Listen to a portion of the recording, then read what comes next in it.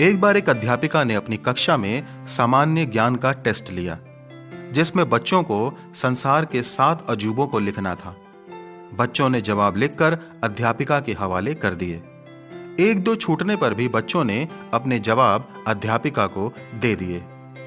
संसार के 7 अजूबों का उत्तर इस प्रकार था: चीन की दीवार, पेरू का माचू पिच्चू, ब्राजील की क्राइस्ट द रिडीमर की प्रतिमा, मेक्सिको का चिचेन इट्जा, इटली का कोलिजियम, जॉर्डन का पेट्रा जॉर्डन और भारत का ताजमहल।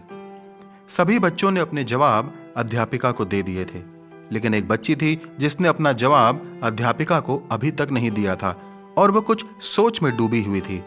बच्ची बहुत शांत स्वभाव की थी और किसी से ज्यादा नहीं बोलती थी।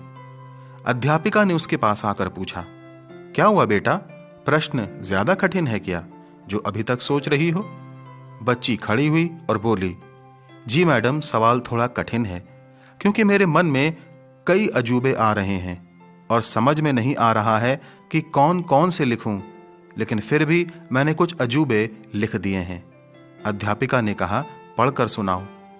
बच्ची ने हिचकिचाते हुए धीमी आवाज में अपने जवाब को पढ़ना आरंभ किया और उसका जवाब इस प्रकार था: देखना, सुनना, सूंघना, महसूस करना और सबसे महत्वपूर्ण कि आज हम जीवित हैं।